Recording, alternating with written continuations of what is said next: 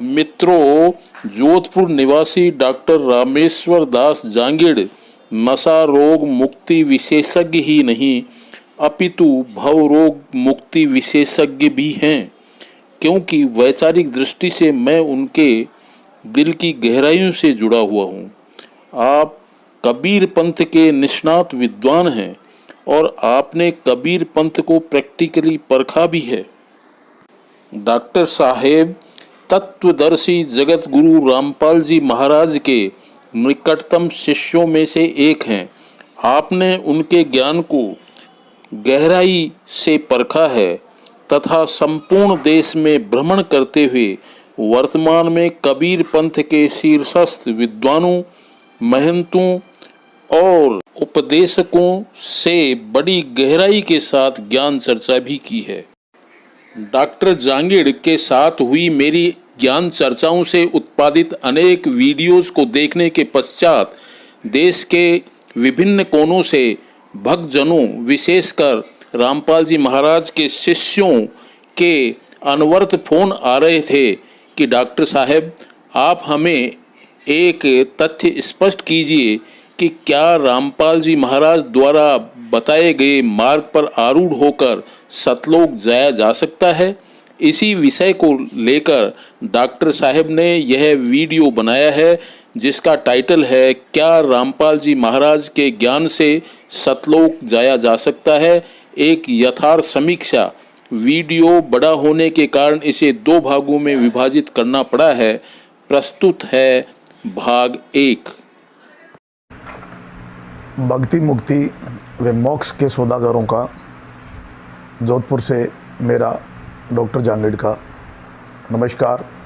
राम राम, सत साहिब, साहिब बंदगी सतनाम, जय सतगुरुदेव की।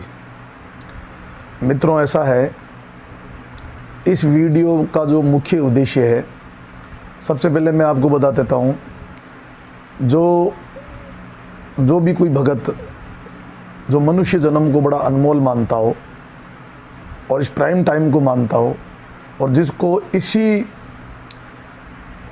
इसी शरीर से जिनको पार होना हो, यानी जो मोक्ष को प्राप्त करें, उनके लिए ये वीडियो बहुत ही दिव्य साबित होगा।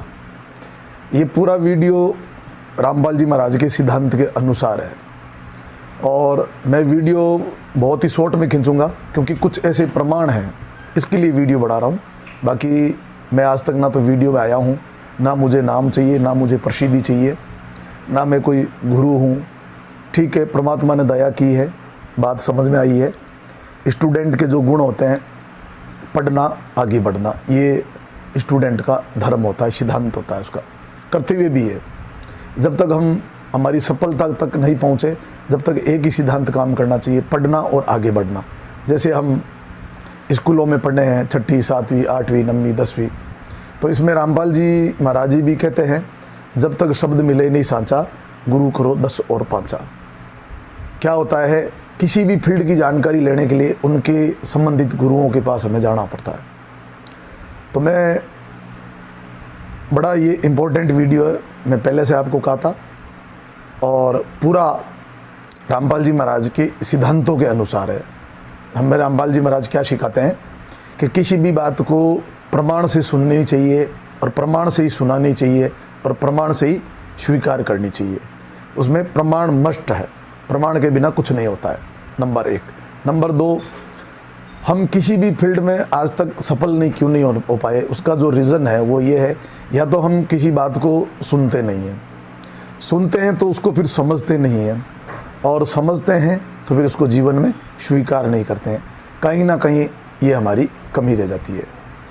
तो इस वीडियो को शुरू करते हैं और कुछ प्रमाण आपको दिखाते हैं कि जो कुछ भगत जो हैं, क्योंकि वर्तमान में रामपाल जी महाराज पिछले 7 साल से जेल में हैं और पीछे किसी से छुपा नहीं है क्या हो रहा है, राग द्वेष, टांग खिंचाई, और जो रामपाल जी महाराज ने जो कुछ बताया है उससे ये विपरीत चल रहे हैं। तो मैं कुछ प्रमाण दिखाना चाहूँगा आपको कि आखिर में रामपाल जी महाराज जी क्या बताना चाहते थे, उनका मोटो, जो उनका जो उद्देश्य था वो क्या था। रामपाल जी महाराज का ये कहना था कि इसी जन्म में हमारे को मोक्ष प्राप्त हो जाना चाहिए। क्यों मनुष्य तन का जो यथार्थ जो जन्म लेने का जो रीज़न कारण है वो मोक्ष है। तो ये रामपाल जी महाराज जी ने हमें बताया।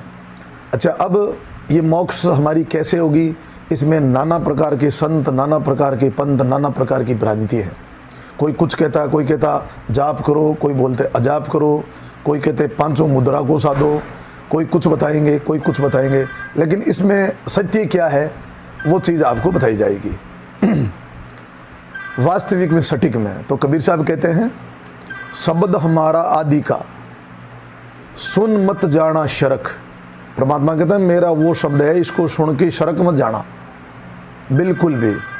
और जे चाहे तू निज तत्व को शब्द ले वो परख। परमात्मा कहते हैं आपको अगर वास्तविक उस निज तत्व की प्राप्ति करनी है तो मेरी इन शब्द को परखना है और इन बातों को सुन के शरक मत जाना, यानी सच्चाई को स्वीकार करना है। और सच्चाई के साथ में कभी पक्षपात नहीं करनी चाहिए। कबीर साहब ने कहा सबका कहूँ का लीजिए साचा शब्द निवार, पक्षपात मत कीजिए कहत कबीर विचार। तो सच्चाई के साथ में अगर हम पक्षपात करेंगे तो इसमें नुकसान हमारा ही है।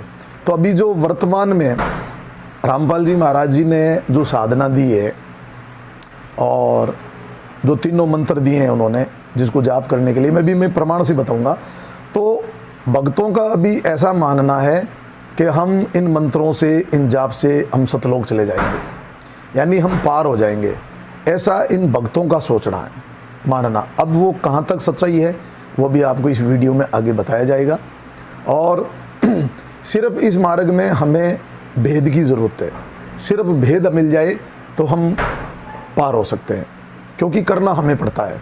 तो मैं सबसे पहले जो बात को शुरू करता हूँ, इष्ट देव गुरु साधु बल, निज बल चारों ध्यार, सदग्रंथ सत्संग विधि, श्रद्धा मुदित विचार। ये हमारा सक्सेस होने का, मोक्ष में आगे बढ़ने में ये फॉर्मूला है। तो हम लोगों का सबका, कोई माने या ना माने, चाहे वो किसी भी पंथ में, किसी भी संत में है, क्योंकि कबीर साहब ने कहा पक्षा पक्षी के कारण सब जग रिया भुलाई, और निरपंथ होई साहिब को भजे सो ये संत सुजान। ये पंथापंथी के कारण इतने संत और पंथ बन गए, और आज के समय में सब लोग अपने अपने पंथ और अपने अपने संतों को महिमा गाने में लगे हैं। यानी पक्ष विपक्ष है, निष्पक्ष की कोई बात नहीं करता है, वस्तु की कोई बात नहीं करता है कि भाई हमारी मोक्ष कैसे होगी, वो वस्तु क्या है, कोई लेना देना नहीं है मोक्ष से। तो मैं सबसे पहले आपसे आप लोगों को ये बताना चाहूँगा कि कबीर साहब के कुछ नियम हैं, और कबीर साहब हमारे इष्ट है। चाहे कोई माने या ना माने, सच्चाई को मानना नहीं मानने से कोई फ़र्क नहीं पड़ता है। तो मैं आपको सबसे पहले अपना इष्ट परमपिता परमात्मा कबीर साहिब है, तो सबसे पहले कबीर साहब की हमें एक उपदेश को मानना पड़ेगा, जो उन्होंने कहा है कि भाई तुम भक्ति मार्ग में आगे कैसे बढ़ोगे, भक्ति कैसे करोगे। तो उन्होंने एक प्रमाण दिया है, क्योंकि मैंने आपको पहले ही कहा था कि हर किसी भी भक्त आत्माओं को जिनको पार होना है प्रमाण से सुनना चाहिए, प्रमाण से ही सुनाना चाहिए, और प्रमाण से ही बात को स्वीकार करनी चाहिए। हम क्या करते हैं, लोगों को तो सच्चाई सुनाने में लगे हैं, लेकिन हम खुद नहीं सुनते। तो उनके लिए कबीर साहब का क्या विचार है, कबीर साहब क्या कहते हैं, ये एक ग्रंथ है कबीर शब्दावली। कबीर शब्दावली में आपके पृष्ठ संख्या जो आते हैं वो है आपकी पृष्ठ संख्या, ये आपके उसमें नियम दे रखा है, ये हिंदी में है पृष्ठ संख्या। एक मिनट आपको बताता हूँ। ये हाँ, ये पृष्ठ संख्या है आपके 397, और इसमें क्या है, ये नियम है। अभी आपको मैं पढ़ के सुनाता हूँ। 11 नियम है, 11 नियम है। ये ध्यान रखना, ये कोई ज़रूरी नहीं है कि जो रामपाल जी महाराज से जुड़े हुए उन्हीं लोगों के काम के हैं, या कोई कहीं से भी जुड़ा हुआ है। दूसरा एक बात मैं और कहना चाहूँगा, जो भी संत है, जो भी गुरु हैं, कबीर साहब कहते हैं साधु मेरे सब बड़े, आप आपकी ठोड़, शब्द विवेक की पार की, सिर माथे का मोड़। कभी भी संतों की निंदा नहीं करनी चाहिए। रामपाल जी ने जो लेवल था, रामपाल जी ने बताया, कई संतों ने और बताया, हमें राग द्वेष नहीं करना चाहिए। तो प्रथम में आपको जो नियम है वो नियम से आपको रूबरू कराना चाहता हूँ। मैं आपको पढ़ के बता रहा हूँ, आप पढ़ सकते हो। मैं मेन बताऊँगा। 1 नंबर जो नियम है वो बोलते हैं अनादि अनूप अजर अमर अव्यय, यानी परमात्मा के बारे में बताएं, उसके अतिरिक्त किसी भी देवी देवता की उपासना नहीं करनी चाहिए। तो बढ़िया बात है, ये भी रामपाल जी महाराज जी भी बताते हैं, सारे संत भी बताते हैं, अच्छी बात है। दूसरा जो नियम है वो है आचार्य गुरु महात्मा संत, ये तीनों उस परमात्मा की साकार मूर्ति है। इनकी तन मन धन से सेवा सत्कार तथा उस निराकार महाप्रभु की उपासना करनी चाहिए। यानी जो साधु संत है, कबीर साहब कहते हैं साध संगत गुरुदेव वहाँ चल जाविए, भाव भक्ति कछु वहाँ से लाविए। तो साधु संत आपको कोई उल्टा तो कोई मार्ग बताएंगे नहीं, जो जिस लेवल का दे रहे हैं वो ठीक ही दे रहे हैं। अब ठीक है, लेवल का बात है तो लेवल की अपन बात करेंगे आगे। संपूर्ण संसार के प्राणी मात्र को निज आत्मा जानकर दया भाव से सदा हृदय से सबका हित चिंतन करना चाहिए। मतलब ये जो नियम है आप लोग पढ़ लेना। और उसके बाद में जो सबसे बड़ा जो नियम है, जिनमें सभी लोग जो गफलत कर रहे हैं, विशेष तौर से जो रामपाल जी महाराज के जो भक्त हैं वो ज़्यादा गफलत कर रहे हैं, उन लोगों के लिए ये विशेष वीडियो है। क्योंकि वो भी परमात्मा की आत्मा है, वो भी पार होना चाहते हैं, बट वो भी भ्रमित हैं। उनको भरमा दिया गया है, उनको डरा दिया गया है। तो मैं उनको बताना चाहता हूँ कि जो हमारा इष्ट है, हमारा परमपिता परमात्मा है, वो क्या कहता है। सबसे पहले हमारे इष्ट की बात मस्ट होती है, इष्ट होता है, उसके बाद में गुरुदेव होता है, फिर साधु का संग होता है, फिर हमारा निज बल, ये 4 प्रकार के बल होते हैं। और फिर सदग्रंथ है, सत्संग है, बड़ी श्रद्धा से ये बात, ये एक सूत्र बताया गया है। जो 7वां जो नियम है वो है परीक्षा पूर्ण कसौटी के साथ में सत्य का धारणा और असत्य के परित्याग करने में कदापि विलंब नहीं करना चाहिए। बताइए कितनी बड़ी बात बता दी। यानी सत्य को तो किसी भी चीज़ को कसौटी यानी कि प्रमाण सहित उसकी परीक्षा, वो खरा है या खोटा है, परख के आपको अगर सच्चा है तो उसको धारण करना चाहिए, अगर झूठा है तो उसका परित्याग करने में बिल्कुल भी समय नहीं लगाना चाहिए। तो कबीर साहब इस संदर्भ में कहते हैं, जिन गुरु से जीव की ब्रह्म भ्रांति नहीं जाई, सो गुरु झूठा कर जानिए त्यागत देर मत लाई। और कई लोग कहते हैं कि हम गुरु बदल लेते हैं। अरे भाई, देही गुरु तो सिर्फ आपको भेद दे सकता है। सबसे बड़ा सदगुरु तो वो परमपिता परमात्मा स्वयं है। जब हम उनके कृपा पात्र के लायक बनेंगे तभी ये मामला बैठेगा। हमने क्या किया, जप तप तंत्र मंत्र ज्योति हवन, ये कई प्रकार के जो अड़ंगे लगा रखे हैं, इसको ये सब क्रियाक्रम में आते हैं। हमारी कोई शरीर के द्वारा जो एक्टिविटीज़ है, क्रिया है, उससे परमात्मा को प्राप्त नहीं किया जा सकता। तो आइए हम देखते हैं सबसे पहले कि रामपाल जी महाराज जी मोक्ष के बारे में उनका क्या विचार है। और हालांकि उन्होंने अपनी सत्संगों में क्या होता है, कोई भी जो संत है साधु है, उनका लेवल, उनका ज्ञान कहाँ तक है, या तो उनकी सत्संग रिकॉर्ड की हुई है, उनकी मुखारबिंद से सुनने से उनका लेवल का पता लगता है, या फिर उनको जो भी अनुभव हुआ या उन्होंने जहाँ से भी पढ़ा है तो उन्होंने अपनी एक पुस्तक के अंदर लिपिबद्ध कर दिया गया। तो मैं सबसे पहले ये बताना चाहूँगा कि रामपाल जी महाराज जी अक्सर सत्संग में ये कहते हैं कि मोक्ष बहुत ज़रूरी है और मोक्ष को हर कीमत में जहाँ से भी मिले अपने को मोक्ष को लेना है। ये रामपाल जी महाराज का सिद्धांत था। तो मैं आपको सबसे पहले ये वीडियो बहुत शॉर्ट में खींचेंगे, उसके बाद में इसकी पूरी डिटेल एक ऑडियो में, क्योंकि मैंने बहुत सारी पहले भी ऑडियो बनाई है और वो जारी है यूट्यूब पे। और जो ओम प्रकाश जी डॉक्टर साहब हैं वो अपने चैनल पे लगाते हैं, क्योंकि मुझे यूट्यूब में डालना करना आता नहीं, ना मेरे पास समय, तो ये डॉक्टर साहब करते हैं। तो हम सबसे पहले रामपाल जी महाराज जी के सिद्धांत पे ही, और रामपाल जी महाराज अक्सर किया करते हैं, और रामपाल जी महाराज का सबसे बड़ा हमारे उपकार है कि हमारा उद्देश्य क्या था वो रामपाल जी महाराज जी ने बताया। हमारा मानुष तन में उद्देश्य है मोक्ष प्राप्ति, अन्यथा हम फिर आएंगे 84 लाख में भटकेंगे। तो रामपाल जी महाराज मोक्ष के बारे में जो क्या बताते हैं, उनके विचार हम 1 मिनट के लिए आपको उनकी द्वारा पुस्तकों में जो उन्होंने लिखा है उन्हीं से हम जानेंगे। अब ये एक पुस्तक है रामपाल जी महाराज जी ने, यथार्थ भक्ति बोध, जो नित्य नियम का गुटका है उसका अर्थ किया हुआ है। तो यहाँ इसके जो आप पृष्ठ संख्या है भूमिका के अंदर, ये रोमन में पृष्ठ संख्या लिखी हुई है, यानी कि 16। पृष्ठ संख्या 16 में एक पॉइंट है घ, जिसमें जाप के बारे में रामपाल जी महाराज जी बताते हैं। रामपाल जी महाराज कहते हैं जप का अर्थ है मंत्र का जाप करना। जो दीक्षा मंत्र जो दे रखी है जिन गुरु से, जो और रामपाल जी महाराज यहाँ अपनी बात कर रहे हैं कि जो मैंने जो दीक्षा मंत्र जो दे रखी है उसका जाप करना जप कहलाता है।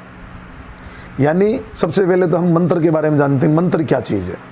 मंत्र जो मन को शांत करने को, मन को रोकने को, क्योंकि भक्ति मन को करनी है और भक्ति के अंदर सबसे बड़ा रोड़ा इस मन का है। तो मन को कैसे ही करके मनाना, उसको शांत करना, उसके जितने भी हम जो तंत्र जंत्र जो करते हैं, जो प्रयत्न करते हैं, वो जो जितने भी जो तंत्र हम अपनाते हैं उसको मंत्र कहा जाता है। और ये 2 प्रकार के बताए रामपाल जी महाराज जी ने। एक तो बताया है जाप, एक बताया अजाप, अजपा जाप। अब जाप का क्या मतलब हो गया? जो चीज़ हम मुंह से बोलते हैं, जिस मंत्र को, वो जप कहलाता है। ये रामपाल जी महाराज की डेफिनेशन है, मैं नहीं कह रहा हूँ आपको। तो रामपाल जी महाराज जी के जो भी फॉलोवर्स हैं, जो भगत हैं, वो जो इस अभी वो सोच के बैठे हैं कि हम मंत्रों से सतलोक चले जाएंगे, हमारे को तीसरा मंत्र मिल गया है, वो मिल गया, तो वो थोड़ा इसको ध्यान से चेक कर लें। सुनना कोई गुनाह नहीं। जैसे मैंने आपको कबीर साहब के नियम में बताया, सच्चाई को कसौटी पे लेके कसो, अगर वो खरी है तो उसको धारण करो, नहीं है तो परित्याग करो, क्योंकि भुगतना हमें है। इसलिए सुखराम जी महाराज ने कहा कि साधो भाई सोच समझ रहे वो गाड़ा, बेदी बिना बात मत मांझियो सभी फिरेला आडा। कोई काम नहीं आएंगे आपके, हम अकेले आए अकेले जाएंगे। जैसा हमने किया वो हमको भरना पड़ेगा। और अगली जो ऑडियो है उसमें बताया जाएगा हम मोक्ष को प्राप्त हो सकते हैं। बहुत सरल है, लेकिन हमें अभी उसका राइट सही मार्गदर्शन नहीं मिला। तो ये हो गया, बोले जाप अजाप 2 प्रकार के होते हैं। अब अजाप का मतलब होता है जो बोला नहीं जाता, जो सांसों के साथ में, जो मानसिक, उसको अजाप बोला जाता है। अब जाप अजाप के बारे में कबीर साहब का क्या मानना है? कबीर साहब कहते हैं जाप मरे अजाप मरे अनहद ही मर जाए, शब्द मिलावी शुरती में तांको काल नहीं खाए। तो कबीर साहब के सिद्धांत के अनुसार जाप अजाप दोनों मोक्ष में, मोक्ष अब हमारे को जो मोक्ष तक नहीं पहुंचा सकते। हाँ, मुक्ति जो 4 प्रकार की होती है, वहाँ तक 4 प्रकार की मुक्ति होती है, वो परम मुक्ति नहीं है। परम मुक्ति मोक्ष होती है। अच्छा, आगे आइए। अब कबीर साहब थोड़ा इस पॉइंट को आगे क्लियर कर देता हूँ, 1 मिनट। जो अगला जो पृष्ठ संख्या है XX, यानी कि पृष्ठ संख्या 10, ये रोमन में पृष्ठ है।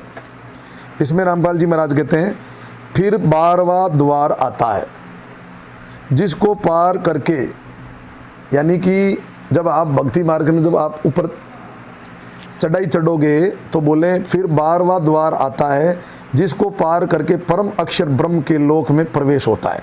ये जीव परमात्मा गुरु रूप में साथ रहता है। भंवर गुफा में तीसरे नाम अर्थात सत्य का जो वास्तविक मंत्र है उसके जाप की कमाई वहाँ जमा हो जाती है।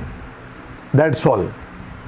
मतलब ये यहाँ रामपाल जी महाराज ये लिख रहे हैं कि जो वास्तविक जो तीसरा मंत्र दिया गया जो सत्य के नाम से है, ठीक है ना। जैसे सतनाम है, ओम सोम को सतनाम रामपाल जी महाराज ने माना और भक्तों को दिया। फिर जो तीसरा नाम है सत्य, ये है सत्य कबीर। ये सांकेतिक श्रीमद् भगवद गीता से लिया गया ओम तत्सत। ओम तो सीधा है ही, तत् मतलब सोम, सत्य मतलब सत्य कबीर।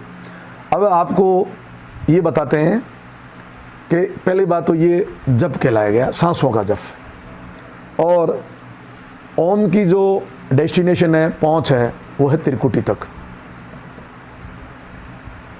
भूचरी मुद्रा है, आप जानते हो। वो एक शब्द पढ़ लेना, संतो शब्द ही शब्द बकाना। शब्द में फांस फंसा, सब कोई शब्द नहीं पहचाना, क्योंकि वीडियो को हमें शॉर्ट करना है।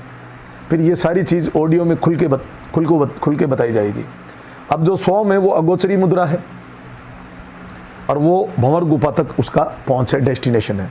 तो फिर सत कबीर नाम भी अगर भंवर गुफा तक पहुंचाता, ये काम तो सोम ही कर रहा है। और फिर रामपाल जी महाराज जी अपनी वाणी में कहते हैं कि जो पूर्ण संत होता है वो 3 लेवल में नाम देते हैं। तो अब 3 लेवल का तो नाम मिल चुका है और 3 लेवल वालों की ये स्थिति है कि क्योंकि आगे जो रामपाल जी महाराज का मोक्ष का जो उन्होंने बताया है, संकेत दिया है, वो बताया है 12वां द्वार से पार करके श्रुति द्वार से पार जब करोगे तब वो सतलोक जाएगा। तो अभी बताओ, आप जब भंवर गुफा में आप अटक गए इन मंत्रों से, तो अभी तो 10वां द्वार है, फिर 11वां है, फिर 12वां है, फिर श्रुति द्वार है, उसके लिए क्या साधन है? और कहते हैं 3 बार में जब मंत्र दिया जाता, अब चौथा कौन सा बच्चा है? तो ये बातें सोचने वाली बात है। मैं रामपाल जी को गलत नहीं कह रहा हूँ, रामपाल जी हमारे धार्मिक टीचर गुरु थे, है, उन्होंने भी धार्मिक पाठ पढ़ाया है, बट जितना परमात्मा ने रामपाल जी महाराज जी को काम लेना था उतना रामपाल जी महाराज काम आ गए। बस बात इतनी है। कलेक्टर को कलेक्टर कहना, एसपी को एसपी कहना, मुख्यमंत्री को मुख्यमंत्री कहना और प्रधानमंत्री को प्रधानमंत्री कहना कोई गुनाह नहीं है। ये काम ही मैं ही कर रहा हूँ, कोई रामपाल जी की इसमें आलोचना नहीं है। हम तो रामपाल जी के रोम रोम के ऋणी हैं, जिन्होंने कम से कम ये इतना बढ़िया अक्षर ज्ञान दिया। लोगों को ये मालूम ही नहीं था कि मोक्ष चीज़ क्या होती है, हमारा मानुष तन का उद्देश्य क्या है, ये भी मालूम नहीं था। अब कबीर साहब का सिद्धांत इस पे थोड़ा मैच करता है। मैं द्वारों की बाद में बात करूंगा, सब इस कॉन्सेप्ट को ख़त्म कर दें। जो जाप जो है, अब आपको पता चल गया जाप किसको बोलते हैं। अब चाहे आप जो प्रथम मंत्र बोलते हो, इसमें कबीर साहब कह रहे हैं, मतलब रामपाल जी महाराज कह रहे हैं कि प्रथम मंत्र जिसको मिल गया उसको मानुष तन प्राप्त हो सकता है। तो आप जी को मैं बता दूँ शास्त्रों से, कबीर साहब की वाणी से, कि जो माता पिता की सेवा करते हैं उनको भी मानुष तन मिल जाता है। और जो सत्संग सुनते हैं, सत्संगों में जाते हैं, जो परमात्मा की चर्चा सुनते हैं, वो भी मानुष तन में आते हैं। अभी आगे सिद्ध करेंगे इन चीज़ को। पहले हम जाप और अजाप के बारे में जाते हैं। इसमें जो रामपाल जी महाराज ने बताया है, कबीर साहब का क्या कहना है, हमारे इष्ट देव का क्या कहना है। क्योंकि रामपाल जी महाराज का सिद्धांत था, कोई भी जो अपना ज्ञान दे रहा है उसको एक बार हमारे इष्ट जो कबीर साहब जो परमपिता परमात्मा है उनसे मैच कराओ, उनके विचार कितने मेल खाते हैं। अगर मेल खाते तो ठीक है, नहीं मेल खाते तो हमारा इष्ट तो कबीर साहब है, क्योंकि पार उनको करना है, सीधी सी बात है।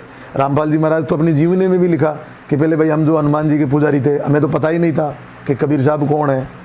तो कहने का मतलब जो हमारा मेन इष्ट है वो है कबीर साहब। अब आइए, कबीर साहब कहते हैं पढ़े लिखे वाद करे। कबीर साहब कहते हैं पढ़े लिखे वाद करे, कबू नहीं वो मानिए, यार श्वासा का जो जाप करे झूठ सो बखानी है। कितनी बड़ी बात बता दी कबीर साहब ने। फिर बोले अक्षर से पार नी अक्षर भरपूर है, कहे कबीर ता सत्य कर मानिए।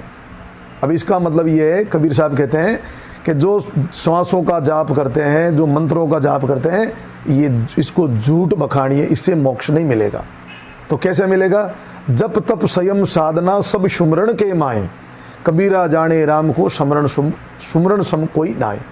अब सुमरण और जाप यहाँ कबीर साहब ने डिफाइन कर दिया, ये दोनों अलग अलग हैं।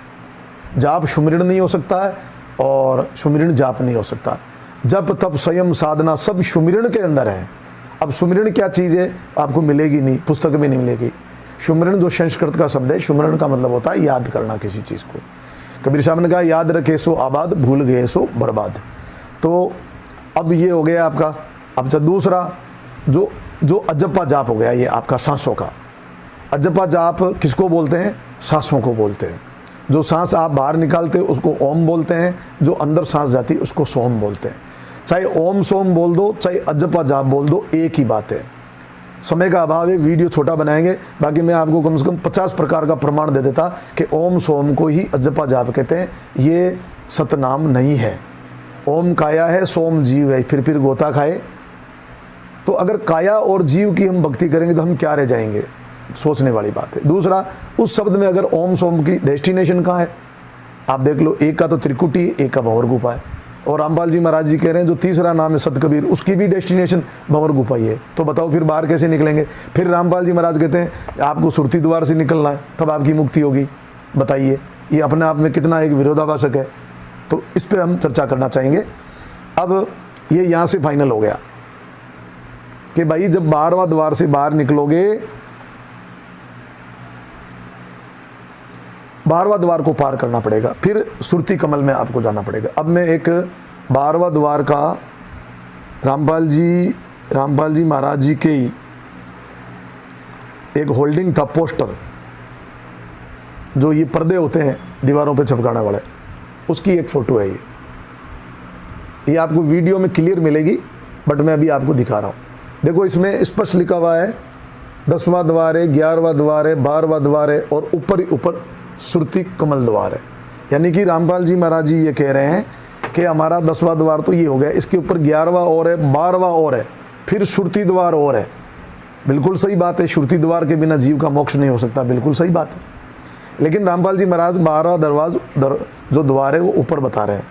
अच्छा, दूसरा जप का पहले अपन कॉन्सेप्ट क्लियर कर लेते हैं। अब जप के बारे में देखिए आप, ये एक जो नित्यनेम का एक गुटका है जो आप लोग सब पढ़ते हो, भक्ति बोध, इसके 32 नंबर पृष्ठ पे लिखा राग द्वेष बड़े रोग है पड़े जम की जंजीर। अब रामपाल जी महाराज के भक्तों का इतिहास उठा के देख लो, सबसे ज़्यादा अगर राग द्वेष मिलेगी तो इनमें मिलेगी। आगे 17 नंबर पृष्ठ पे जो है रामपाल जी महाराज कहते हैं, ये 17 नंबर पृष्ठ है, ये रही, इसमें एक भोग लगाने की विधि है। उसमें रामपाल जी महाराज, शब्द तो कबीर परमात्मा का है, लेकिन रामपाल जी महाराज ने अपने सिलेबस में लिया है, इसलिए मैं इस शब्द को निकाल रहा हूँ। बाकी अगर रामपाल जी महाराज इस शब्द को नहीं लेते तो मैं इस शब्द को नहीं लेता। इस शब्द में साहिब कहते हैं, मोह को क्या ढूंढे रे बंदा, मैं तो तेरे पास में। अब यही मालूम नहीं है ये कहने वाला कौन है और कौन में पास में और किसके लिए कहा जा रहा है, क्योंकि ये कबीर साहब ने कहा, जेती वाणी जगत में सब में ताला दीन, बिन सदगुरु कृपा बिना नहीं लेवे कोई चीन। सदगुरु कबीर कृपा करी चाबी दी रसाल, यानी हाथ में, तांते कुलप खुले भेद पावे विशाल। मैं बार बार यही कहना चाहता हूँ, सब सुमरे अपने अनुमाना तो भी गति लखी नहीं पावे, जिन पर कृपा भई साहिब की त्यों की त्यों समझावे। ये कोई परमात्मा ने मेहर की है, तब ये बात आप लोगों को मैं कह रहा हूँ कि भाई मानुष तन बड़ा दुर्लभ मिला है, थोड़ा विचार करो, सोच करो। और हमारे सामने वर्तमान में मानुष तन हमें मिला हुआ है। तो मोह को क्या ढूंढे रे बंदा, मैं तो तेरे पास में। फिर बोले, ना मैं तीरथ ना मैं मूर्त ना मैं एकांत निवास में। तो रामपाल जी महाराज जी के सारे भगत बिल्कुल ना तो एकांत निवास में बैठते हैं, ना तीर्थ में ना व्रत में, यहाँ तक तो ठीक चल रहे हैं। ना मैं मंदिर ना मैं मस्जिद ना मैं काशी कैलाश में, यहाँ तक भी सही चल रहे हैं ये। फिर बोलते हैं, ना मैं जप में ना मैं तप में ना मैं व्रत उपवास में, ना मैं क्रिया कर्म में रहता, नहीं मैं जोग संन्यास में। अब देख लो, यहाँ जप को काट दिया गया। अब जाप की पहले मैंने आपको परिभाषा बता दी, यहाँ मना कर दिया। वो परमात्मा कहते हैं मैं जाप में नहीं हूँ, ठीक है ना, मैं सुमिरण में हूँ। अभी सुमिरण के लिए आपको बताया जाएगा सुमिरण किसको बोलते हैं।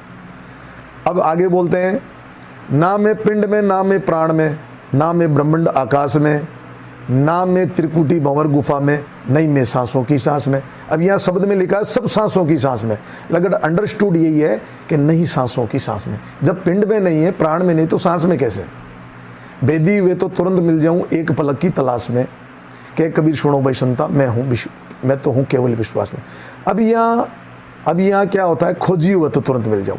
तो इसमें भेद शब्द जो अंडरस्टूड है, पहले हमें भेद मिलता है, फिर हमें मतलब खोजना पड़ता है। जैसे राम रावण को मार रहे थे, वो मारा नहीं जा रहा था, लेकिन विभीषण जी ने इशारा किया कि नाभि पे मारो। पहले भेद मिला, उसके बाद में श्री राम ने तीर मारा।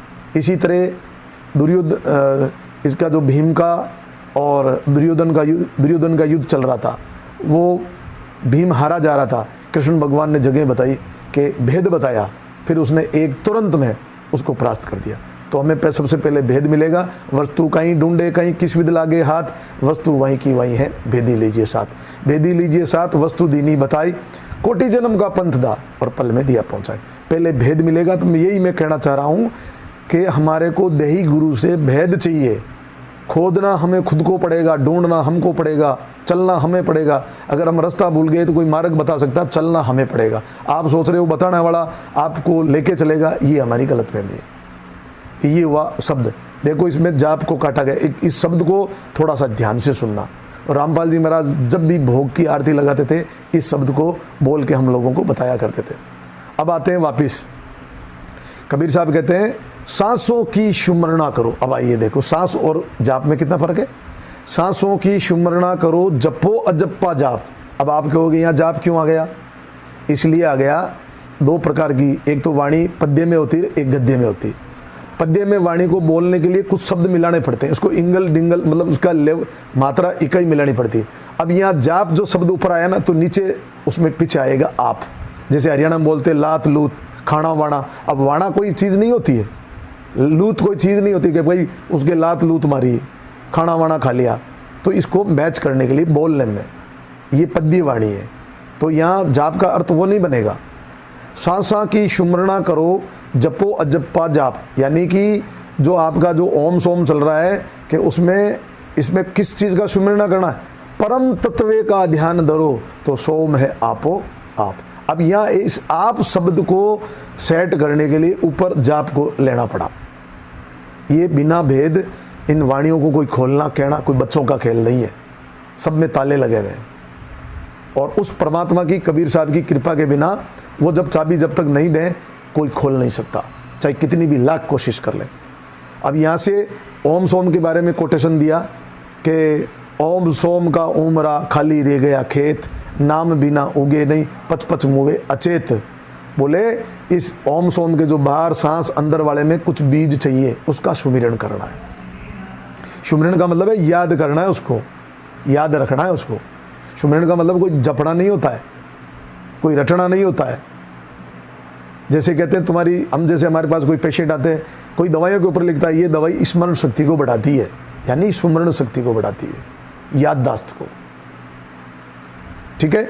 ओम सोम का उमरा खाली रह गया ओड, सार शब्द जानिया बिना नरक गए करोड़। अब बताओ आप गरीबदास जी की वाणी उठा के देख लेना, इसको वाद विवाद माना है। जब तक इसमें आपको चार शब्द रूपी बीज नहीं मिलेगा, जब तक व्यर्थ है ये। फिर बोले ओम सोम के भरोसे मत धरजियो विश्वास, अंत समय में काल मारसी दे गले के पीछे पास।